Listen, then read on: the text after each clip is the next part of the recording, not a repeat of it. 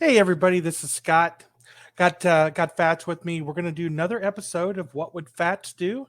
Tonight we're going to talk about the NFL, and he's going to go ahead and take a look at these two games that we have selected. One of the games is the Green Bay Packers, and the other is the hometown Raiders. We're going to see what Fats thinks about all of these games here. Fats, you want to take it away and start with Green Bay? Well, what's of note on the Green Bay game is that at Pinnacle you're seeing a 2.5, and at Circa you're seeing a 1.5. Circa is good for 50,000.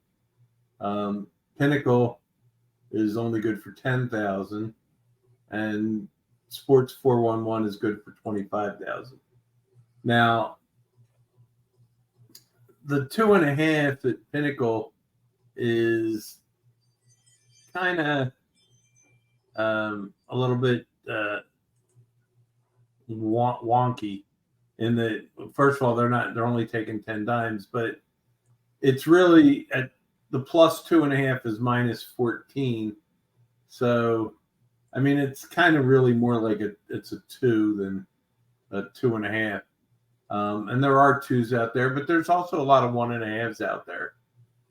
The other thing to keep in mind about this game is that it opened Green Bay 1.5. So that's a 4-point move on Atlanta. And generally the lines aren't, unless there's a key injury. The NFL's not that far off. So this 2.5 is high, but if you pay $1.14 for it, you might as well just grab a 2 flat at Paradise or Bet War. You could take plus 2 minus 0.4, which is much better. And Bet War, they're minus 2 minus 16, and I think they take a decent bet also.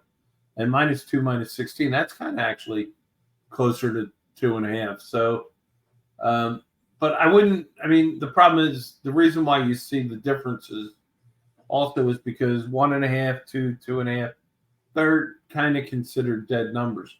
Where you could really take the advantage of this is if you see a 2.5, or you can get a 2.5, or you can play a 6-point teaser at laying $1.10, and you take that 2.5 up to 8.5, while this game is still 1.5, 2 around.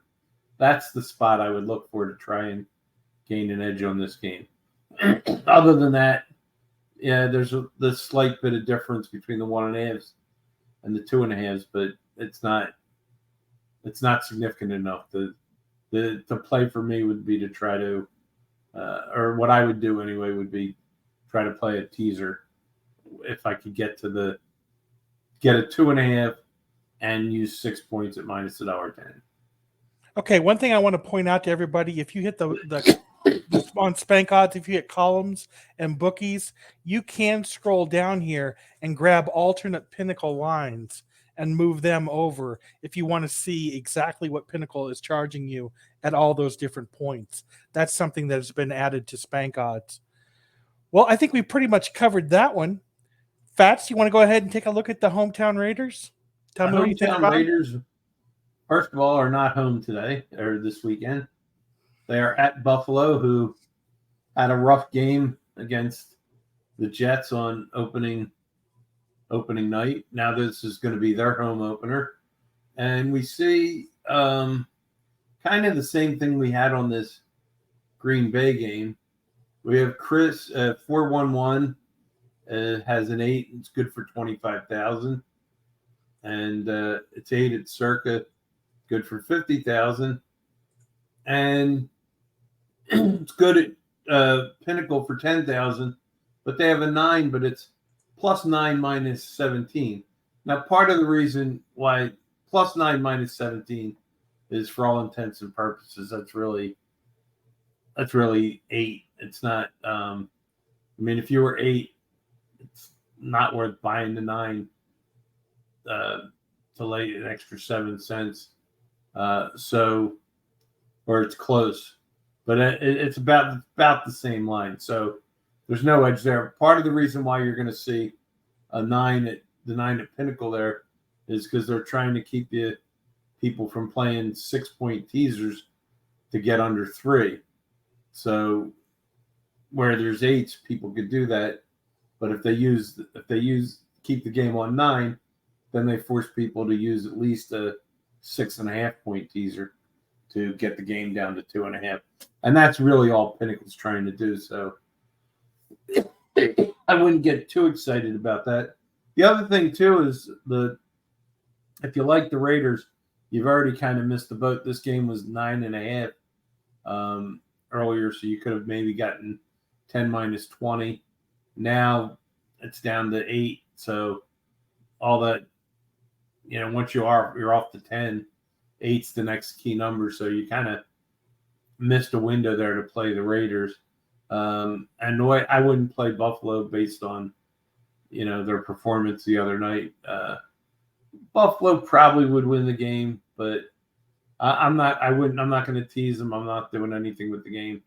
And, but I would say that the reason for the 8 and the 9 has to do with the teaser numbers at Pinnacle, and there's nothing really. There's no edge at this number. There's no edge out there on this game.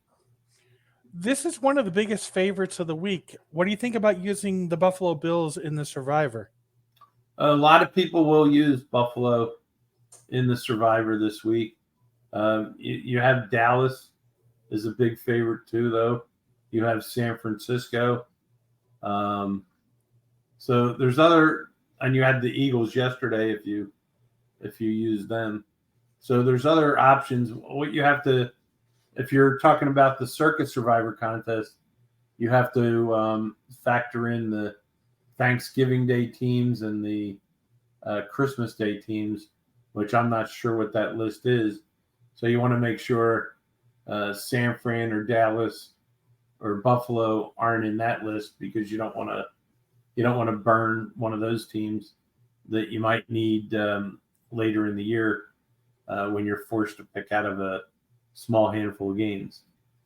So you have to look ahead and do your homework on that. Now, as promised, I said I was going to give a lead on a look ahead lead on next week's NFL.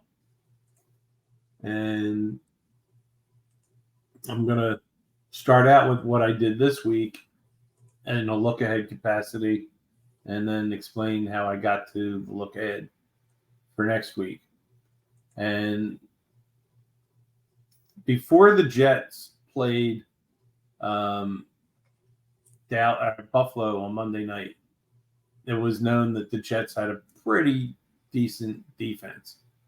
And we saw what Dallas did to the Giants on Sunday night. So right before the game started, I was looking at it. I saw Dallas at the Jets, and the total was 45.5. And I said, I can't see that going any higher.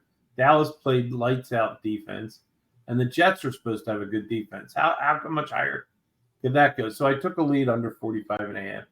Now, I was definitely aided by the fact that Aaron Rodgers and all the hype lasted 4 plays. And but anyway, that total is now sitting at 38. So I got a huge edge on that. Now, using kind of that same logic, this week the New York Giants play Arizona. The total's 39.5. And the Giants, we saw what they did last week. And Arizona was one of the better defenses last week. Now, at least against Washington. But Arizona's defense came to play last week. So with Arizona's defense and the Giants, I would suspect that this game might be in the lower scoring realm, which the total is 39.5. But now when you look ahead to next week, Arizona is playing the Dallas Cowboys. And the look-ahead line on that total is 42. And based on the fact that Dallas is probably going to have a low-scoring game with the Jets this week, and Arizona could likely have a low-scoring game, and they're playing good defense, and Dallas is playing good defense. I'm speculating that 42 is going to go down. So I took a lead under 42 on the Arizona Cardinals in Dallas. Next week, hoping that game will go down to at least 40. So there you have the look-ahead lead. That's just my opinion. I gave you the reasons why I did it.